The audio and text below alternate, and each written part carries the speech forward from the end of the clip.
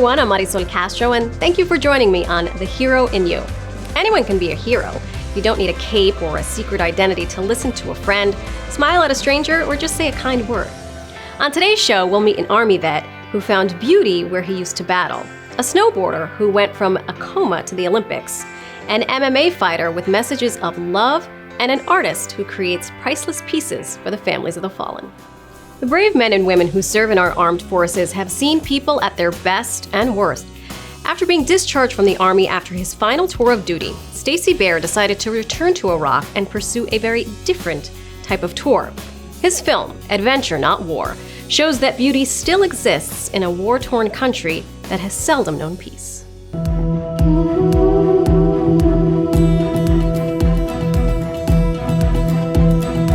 I've had my worst days in Iraq, and now I've had my best days in Iraq. My name is Stacy Bare, and I started Adventure Not War.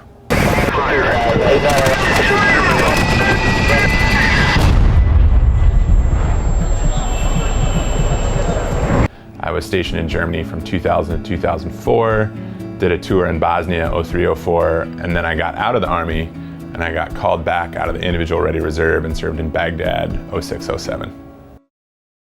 Even when I was in Baghdad, two of the guys that we worked with were Iraqi Americans, Kurdish Americans, and they told my buddy Brad and I about how beautiful Kurdistan was, and these rolling mountains, and there was snow there, and you could ski there, and you could do all these great things there. Of course they didn't ski, but they're like, of course there's snow, you can ski. So that's where I think the idea began to germinate. And then also I have this amazing great aunt Mildred who turns 100 this year, and she served in World War II and then stayed in Japan for 4 years after the war.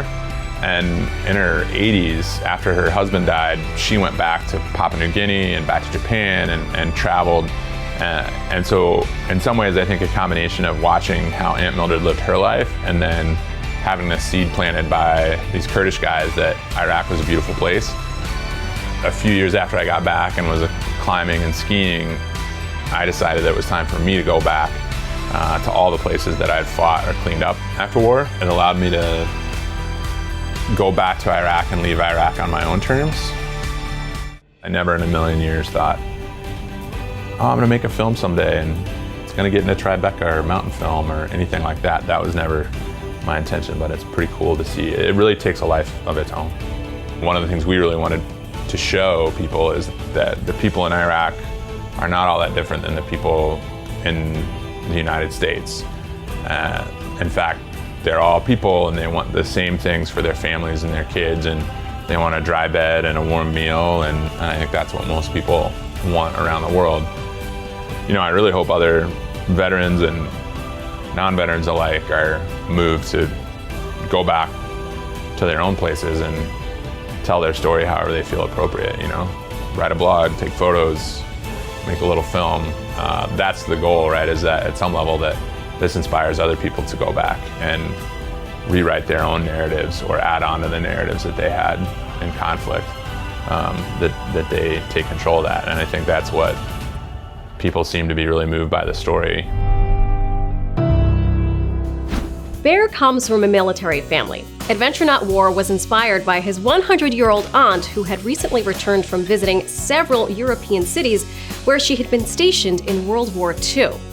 I also hear, by the way, she makes an unbelievable carrot cake. Well, what would you say if you saw Montel Williams standing on a Las Vegas street corner holding up messages of love? Chances are you're thinking of Montel Williams, the talk show host. I'm talking about his son, Montel Williams Jr. This Montel is a professional mixed martial arts fighter that inside the octagon can squeeze you into submission, but outside of it, hug you like a long-lost friend.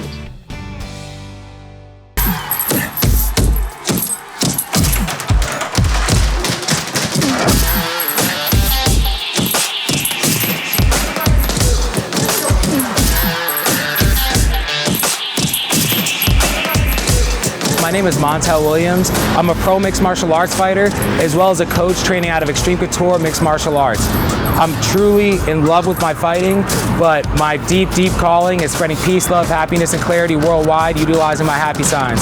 I like to make people happy just because there's not enough of it in the world, so why not spread the one thing that drives you, and what drives me is happiness.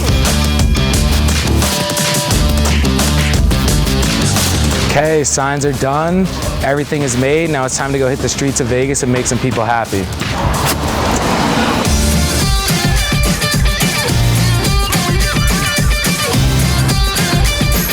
I started happy signing just because, you know, I always say, and I always find myself in conversations with friends being like, oh, we want to be a change in the world, we want to make a change. And I just found, wow, like the most simple way I can make a change is going down to Walmart, grabbing a sign, grabbing a marker, writing something nice, and standing out in the street and hoping that it makes people's day a little bit better. Have a good day, you guys. Oh, thank you, man. Bye. Peace, have a good day. I think my inspiration is just the force that connects us all. I think that force is driven through happiness, so I think it's calling out to all of us to do something like this, no matter if it's holding the door for someone, giving somebody a compliment, or standing in the street with the sign. I think the reactions today are so dope. I find that once one person honks, then you'll get like a cascade reaction where everybody else behind them will. But if you have, like, nobody ever takes that step out of their comfort zone to honk, wave, or anything, that energy never spreads throughout the rest of the traffic. Hey everyone, do you guys have time for a quick interview? Okay, for sure, all good. Time for a quick interview? Word, do your thing. You guys be down to do a quick interview real quick? Word, okay, for sure. Did you have time to tell somebody that you love them today? Everybody. I told everybody I talked to you today I love them. I love you, bro. I love you. There we go. Did you have time to tell somebody that you love them? Oh, definitely. I tell her. I love her all the time. Hi, baby. Love you, Dad. What do you think that the world could use a little bit more of to make it a better place? Probably kindness. What are you most grateful for? My kids. I don't know what I'd do without them now. That's a beautiful answer. What about you? My health and him and my children. Waking up this morning, that's the happiest thing ever. What do you think the world needs just a little bit more of to make it a happier place? To make it happy. More forgiving. What are you feeling most grateful for today? Grateful for my health. That's awesome. Family's health. Your health. Thank you, sir, as I am for yours. Thank you so much for wishing good for my health. I wish the best for yours. I'm giving you a hug. First and foremost, I'm so grateful and thankful that I'm able-bodied. I have the ability to be a mixed martial arts fighter. I have the ability to be a personal trainer, the ability to be a coach, and those things are all blessings. So I think that already sets me up to be a little bit happy in the first place. Always happy with the day's results. And again, for me, it's not always about having the most honks, people waving the most. All I know is that I set my intentions out here to come and be happy. So no matter how people choose to receive it, I think it's always just a positive thing for me. What makes Williams a hero to me, besides being a great guy, is that in Las Vegas, it's 110 degrees in the shade, and that guy doesn't even break a sweat. Michael Regan is an artist who, over the years, sketched hundreds of movie stars, models, and other celebrities. His work has even hung in the Oval Office. But now, this Vietnam veteran spends most of his days drawing portraits of people you've never even heard of, yet each one is a masterpiece. To Mr. Mike Regan, paint my face and send me home to rest my head once more. Look in my eyes to reach my soul and watch my spirit soar. Your guided hand is steered by God to paint and bring back hope. Portray the chain-connected link, entwine the knotted loop. Comrades are standing side by side, salutes the hand that draws. Last portrait to their folks back home so they can see once more. And then she says, I hope you like it, Mike. I'm a portrait artist.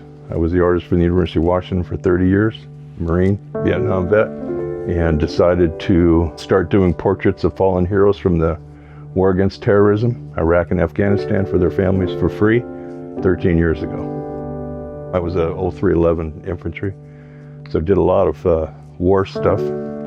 But in between, I did a lot of portraits of my friends, and sadly, some of that was the only stuff that came home.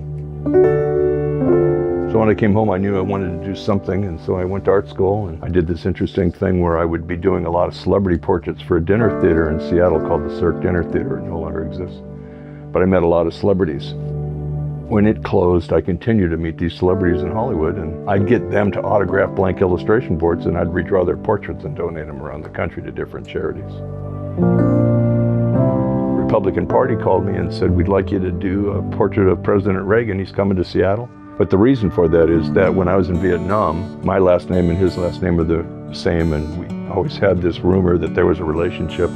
So when I was in Vietnam, I would write to him because he was governor of California. And we spent 20 minutes with him. It was incredible. And when I walked in, he looked at me and he said, I did some research and we are related. But then 10 years later, I'm being asked to draw, George Bush. We presented the portraits to the president and first lady, and he loved the portrait I'd done of his wife. He said that I'd caught the sparkle in his wife's eyes, and so he was going to hang it in the Oval Office so he could see it every day. But then he and I talked about 9/11, and he said to me, he says, I can't tell you what we're about to do. But as a veteran, I need you to be aware of whatever you can do to help a new group of veterans that's going to come about. He said, just promise me you'll do that. I promised. A year later, I got a call from a woman named Charisse Johnson in Boise, Idaho. She said, I just saw your picture of your portraits, your story on NBC. How much would you charge to do a portrait of my husband? She said, he's a corpsman and he died last year in Iraq. I said, I can't possibly charge you. I did the portrait of her husband, Michael, and I sent it back to her. A couple days after I sent it out, I sent him all priority mail, got a call from her. She said, in a year, she said, I haven't slept one full night through. And she said, I'm only calling you to tell you this because she said, I called to say thank you. She said, because last night's the first night in a year I've slept all night. Shared that with my wife at the time. I said, now we need to do them all. She said, how are we going to pay for it? And I said, we're going to turn that over to God. I don't have time to worry about that. When you suffer that kind of close loss that just takes your heart and crushes it, I truly believe that I can do something that's going to help that. The portrait that I just did in San Antonio and the 5 I did prior to that in Dallas and the 4 I did in New York, all went to the families, and I've heard the same thing back from all of them. The pictures are helping their hearts heal. Well, I'm extremely proud of what he's doing, and I've seen over the years the commitment it takes for him to do this project. Getting Mike away from the table can sometimes be a chore, but it also needs to be done. Bring him back to reality for a while, think about something else, talk about something else, let him vent, and be there for him. I had a Gold Star dad call me one time and he said, you know what you're getting out of all this? I said, okay, what am I getting out of this? He said, your soul has gotten to come home from Vietnam. Second he said it, I knew he was right. Michelangelo had the Sistine Chapel, Picasso had his studio in Paris, Michael Regan has his garage, and his work is just as priceless. Well, we all know that the hardest part of falling down is getting up. And as a 3-time snowboard national champion, AJ Muss fell down a lot. After having routine shoulder surgery, a series of freakish complications not only threatened AJ's career, but also his life. But never underestimate the heart of a champion.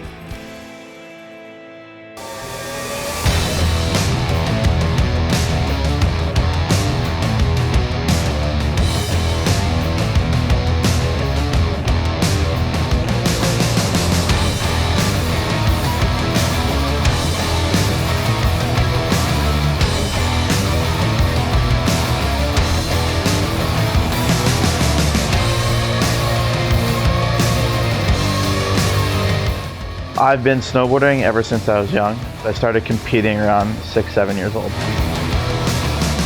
I have this sense of freedom when I snowboard, and it's kind of felt like something I've always was supposed to do. Being on a snowboard, competing and racing, and the drive and the adrenaline I get is like nothing else. One day at training, I got my arm stuck in a panel, and when that happened, it pulled my shoulder out of its socket and completely tore both my labrums. But I couldn't get surgery right off the bat due to the fact that it was halfway through the season. So I had to continue the rest of the season with a blown apart shoulder, and then got my surgery a couple months later. After my shoulder surgery, I went into post-operative pulmonary edema, which my heart had a hole in it, which causes me to shunt. All the blood from the right side of my heart goes directly through my heart to the left side without going through my lungs to collect oxygen, which causes me to collapse extremely fast because my body has no oxygen in it. My mom comes downstairs to check on me. She tries to wake me up and I'm non-responsive. My eyes are rolling into the back of my head and she thinks her son is dead.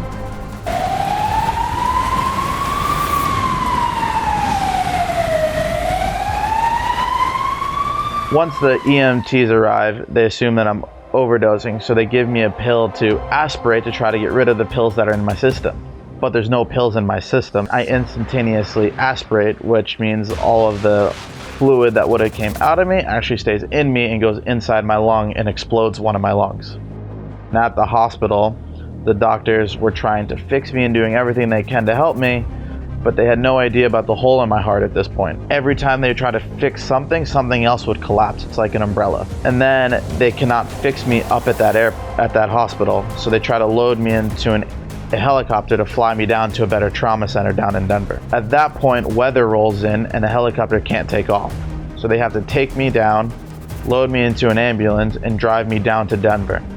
On the ride down to Denver is when I really started to collapse fast, and that's when I was presumed dead and had to be revived. When I arrived down to Denver, they put me on life support and put me on a chemically induced coma to then be able to keep me alive, to then try to figure out what the problems are, and that's when they finally found the hole in my heart. The doctors wanted me to have heart surgery to make sure that I would live a long and prosperous life, but snowboarding was a dream I was never willing to give up, and heart surgery would eventually lead to not snowboarding. So then I refused heart surgery. I was a good snowboarder before the incident, but I became a great snowboarder after the incident because I had no fear and I lived life to the fullest.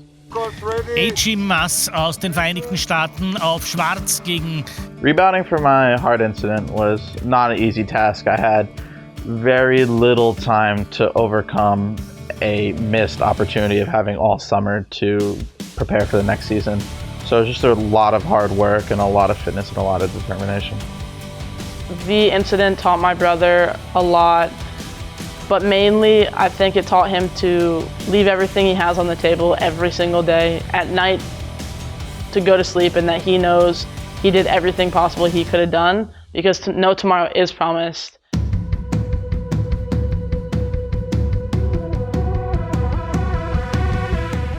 The day I found out I made the Olympic team, I was excited and I was thrilled. The Olympics is always something I knew I could accomplish and a part of me. During the Olympic qualifying period, there was 5 races. I didn't do so well at the first one, but I did not let that put me down. I kept my head up and pushed and gave it everything I got and left my heart on the hill. The 5 qualification races were really hard, especially the pressure he had. And after screwing up the first race, how he got back, how he recovered, that was just impressive. And that's probably the thing which makes me the most proud. I'll be competing in parallel giant slalom at the Olympics. And the reasons why I love that event is because it's me against the clock.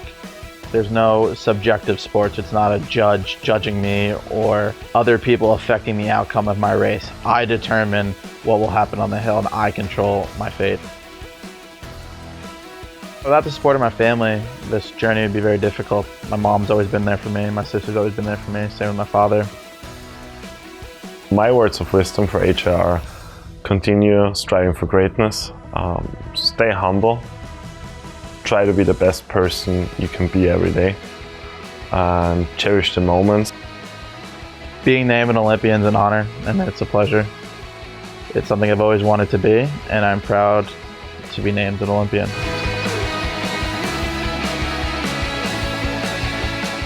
Though AJ didn't medal at the 2018 Olympics, he left South Korea as a winner. He now has his sights set on the 2022 Games in Beijing, China. Winning is great, but no one goes undefeated. It's the determination and effort that make all the difference. If you can pick yourself up after a defeat and go on, then you'll always be a hero in my book. I'm Marysol Castro. See you next time, and remember, el verdadero héroe vive dentro de ti. The real hero lives inside you. Until next time.